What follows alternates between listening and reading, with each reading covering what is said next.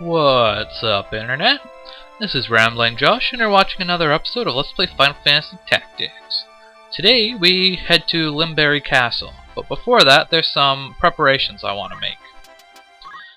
First and foremost, you want to make sure that you have 5 108 gems. That's probably the most important thing. But that's not something we're gonna worry about for today. Limberry Castle is a multi-stage fight. We're only doing the first one today. So basically what I want to do is mostly concerned with Ramza. I want to turn him into a squire. And I want to equip him with a black costume and an angel ring. That will prevent instant death and give him re-raise, and that'll prevent stop. His weapons are fine. Guts is fine. Let's give him punch arts. Blade grasp is fine. Actually, no. I want him to have MP switch, and I'm pretty sure 2 swords is fine. As for everyone else, I want to change them out of kind of their gimmick classes for the time being. Let's see. Brett, let's go with Priest for the moment, and she's fine. Where are you? I'm looking for my dancer. Her, I want to change back into a monk. So let's see. Give her back 2 swords. And I'm pretty sure I want her wearing the Brett. Yeah. Give her power sleeve. Definitely don't want him on bracer. Let's give him. Let's give him magic gauntlet and light robe. Oh, I don't have another light robe. Oh well. What do you got for abilities? Okay, let's give you, say, yin yang magic. Okay, that should do it.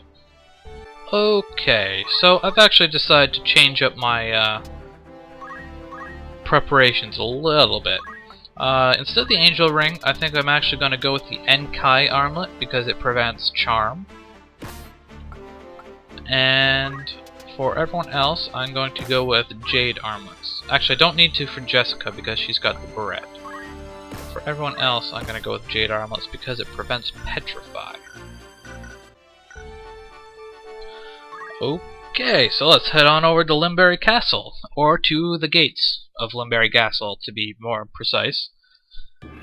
Now this fight is one hell of a fight. Typically, it's not like super hard, but if you're unlucky, it can be pretty tricky. But if you're trying to do what I am trying to do, then it becomes much harder. Not so much because it's actually difficult, but because the things that you want to happen just don't tend to happen. Specifically, in this fight, I'm trying to teach Ramza Ultima, which is the ultimate squire ability. The only way to learn Ultima is to get hit by it. And this is the first fight that you can encounter Ultima, but it's also the easiest fight to learn it in, despite it being ridiculously difficult to actually learn it. Because the thing is, only these 2 assassins can use it, and they have a plethora of other abilities that they like to use that they aren't going to use over Ultima. So basically, the equipment that I have right now is set up such that they hopefully won't use their other abilities, and they will instead use Ultima. Namely, they've got Stop Bracelet, or Shadow Stitch rather, which inflicts stop, which is why I've got the black costume, and they have Allure, which inflicts charm, which is why I've got the Enkai armlet. They also have a Stop Bracelet, which is also very bad. but they only use that when they're in like it's only got a melee range to it, so it can only hit from one square away. And because they start off up there, they tend to prefer to just like cast things from a distance, so they don't really tend to use that unless they the battle takes a while and they have the time to move right up into your face. These pandas can also be pretty nasty. They like to use bio attacks, and bio is the same type of attack that the Zodiac Beasts tend to use. And in particular, they really like bio 2. Let's see where that second Ultima is going. Okay. Where's... okay, never mind. And bio 2 is nasty because it inflicts Petrify, which is why I've given all of my other party members Jade Armlets, or in the case of my monk, the Beret, because that prevents Petrify. Move Rams up over here a bit, and just scream again. So they have protection from Petrify, so the Pandas, they can still Petrify Ramza, which is really annoying. But with the Jade Armlets, they're not that big of a threat. They'll tend to use Bio 3, which is just a straight up damage ability, and not as difficult to deal with at all. That said, you know, if you can take out the Pandas, it does make dealing with this fight a lot easier. Although honestly, by the time you can actually kill them, you probably want this fight to be over anyways. Come on, learn Ultima! Yes, I do want to learn Ultima. Why, thank you. Okay, well that was a lot easier than I expected. And now, at this point, I should probably mention that the victory condition for this fight is, in fact, a lie. Where's that 5-3 go? Right on to him. Okay. Let's move him over then. And give him a heal. So, the victory condition that they list for this fight is that you have to kill all enemies.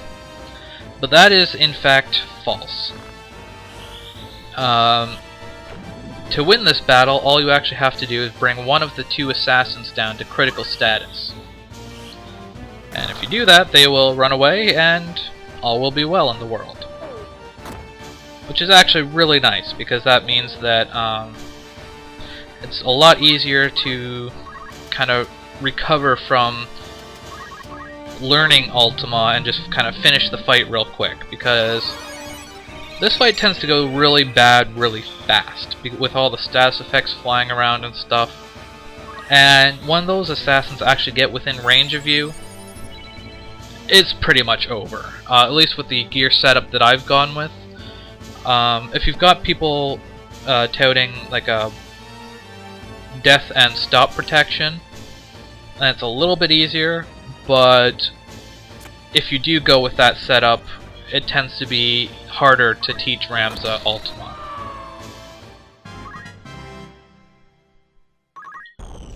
So let's see. So all I gotta do now is kill off one of these assassins, which is of course easier said than done, but if I can get a good shot off on one of them, it should be good. That would do it. Can I just finish her off with a poke of the spear? Ah, she guarded. Curses. Let's try and get haste on my monk. She could probably finish the job.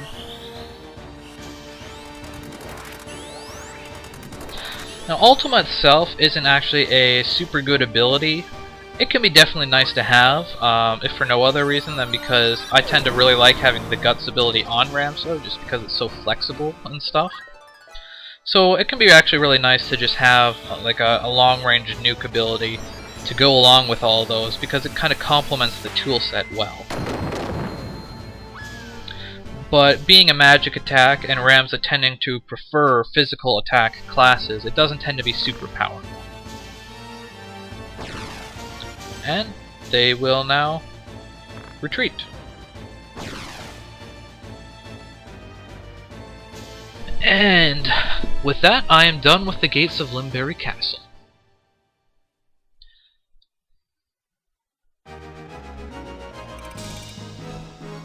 Not the best prizes ever, but my real prize is the Ultima ability. I probably should mention that Ultima isn't guaranteed that you'll learn it when you get hit by it. I think there's only like a 50 or 70% chance or something. So it's possible to get hit by it and not learn it.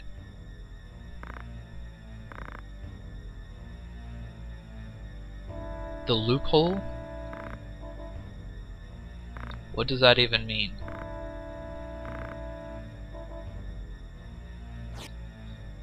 These are very cryptic things to be saying. Oh yeah, and I guess,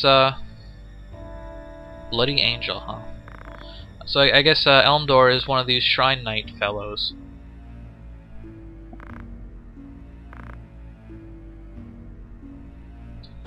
They sure like their quotation marks.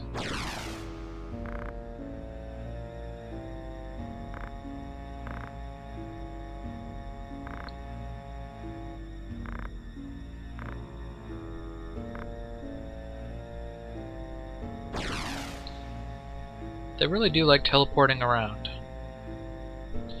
Okay then. And that is about that for today on Let's Play Final Fantasy Tactics. Next time, we get a peek at the inside of Limberry Castle. So, I will catch you later.